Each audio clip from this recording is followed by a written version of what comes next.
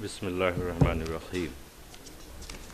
First of all, I would like to express my thanks to Mr. Haider Sahab.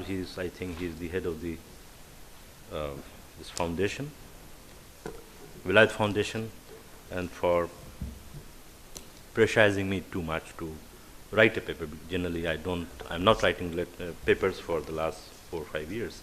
So thanks to him for inviting me I'm not expert on Iran, but especially I can say that I have done some work on the Iranian nuclear issues and Iran-Palestine issue, but I got a book from the Welayat Foundation, and the book is the gem from James, and basically this book is the compilation of his lectures, beautiful lectures.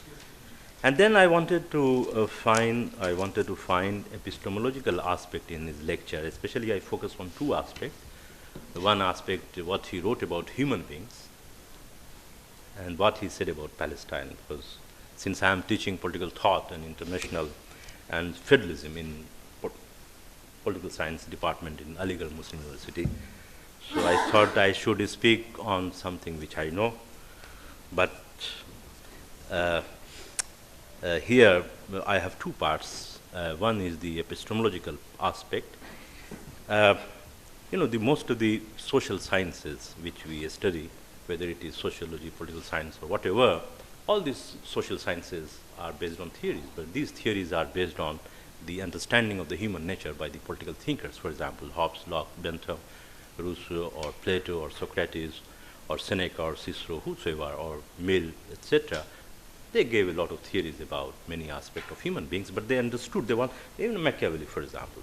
So they spoke, they made a perspective of their understanding of human beings. So this is the big, and this has created fault lines in the epistemic field, in the field of knowledge, because they have taken their own separate paradigm, separate set of knowledge and principles, and that could not solve the problem, because the purpose of the social science, or the purpose of James' book, or Ayatullah Syed Ali Khamenei, all are these people are basically they are trying to provide some medicine, some remedy to the nation. For example, Syed Ali Khamenei is trying to present the medicine to Iranian people and to the Muslim and to the whole world from his perspective. The same job of the social science or humanities is to provide answer to the problems. But if you look into the social sciences, they have not been able to provide the absolute answer or the absolute theory in the field of humanities and social sciences. Why? It has happened because of the epistemological failure, or you can say epistemic disease in which they entered into, and they could not find. I give you one example of Plato when he talked about the allegory of cave.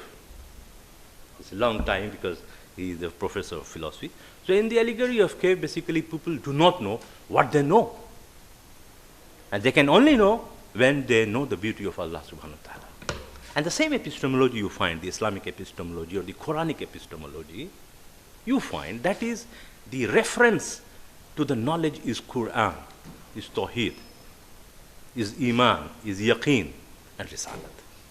So that is the source of knowledge, because epistemology deals with the theory of knowledge, the source of knowledge, the origin of knowledge, the nature of knowledge, the purpose of knowledge.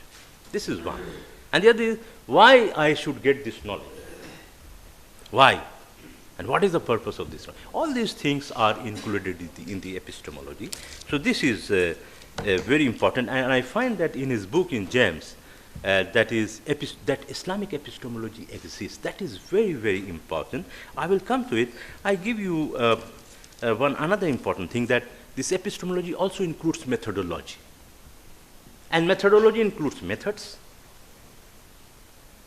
For example, you see, what route you take from New Delhi to Aligarh, there are 2-3 routes. And all the routes have their own proper stations and hotels and different style of things. Similarly, if you look into the Western epistemology, they gave a lot of things, but they could not provide the answer to the world. And still you find it is in the situation like is that you are looking at the black color painting or the portrait in the dark room, and you find nothing.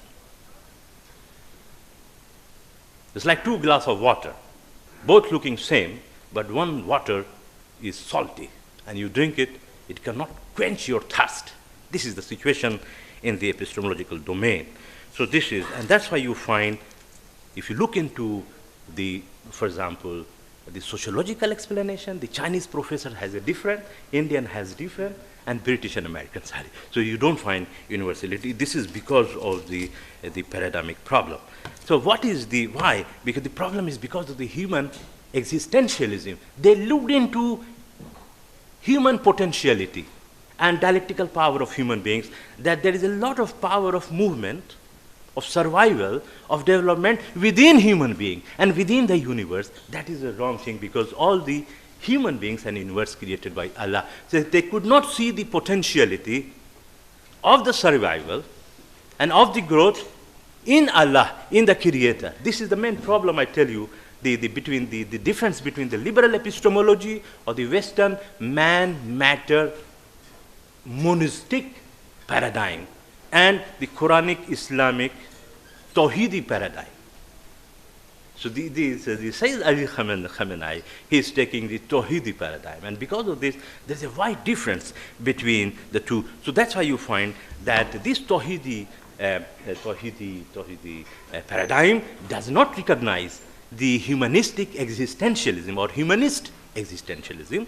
They do not give reference to Homeric reference, and they also do not accept the Promethean urge.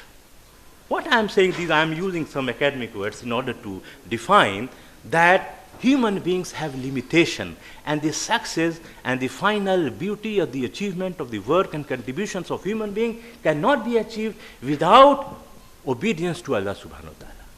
This is the main difference what makes between the liberal ideology or the liberal paradigm and the Western paradigm. Because the liberals, they do not see beyond the universe. They do not see beyond the physical world and physical pleasure. They do not go beyond.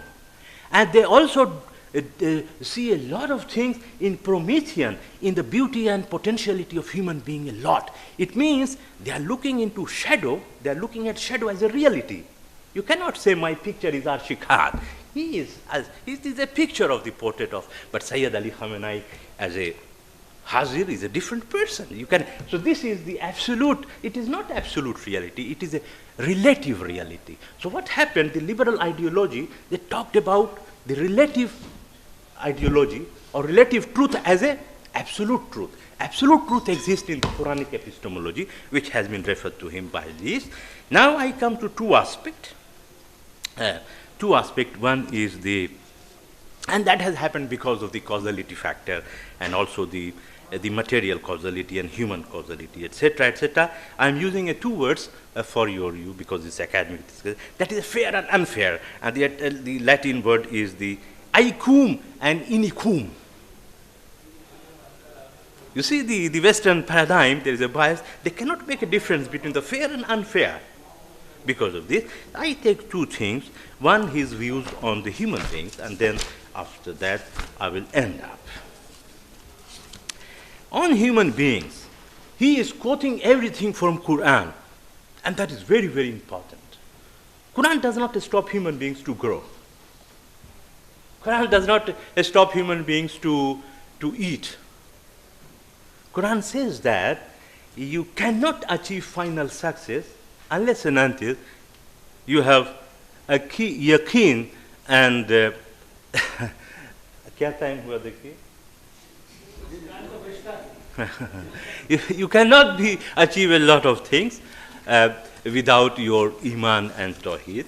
And then Allah ke rasi ko pakde raho. Everything he is quoting from Quran, and he's talking about and he's also rejecting the materialistic theoretical aspect of development. America is a very developed country. Why America is New York, big buildings, skyrocketing buildings, skyscrapers.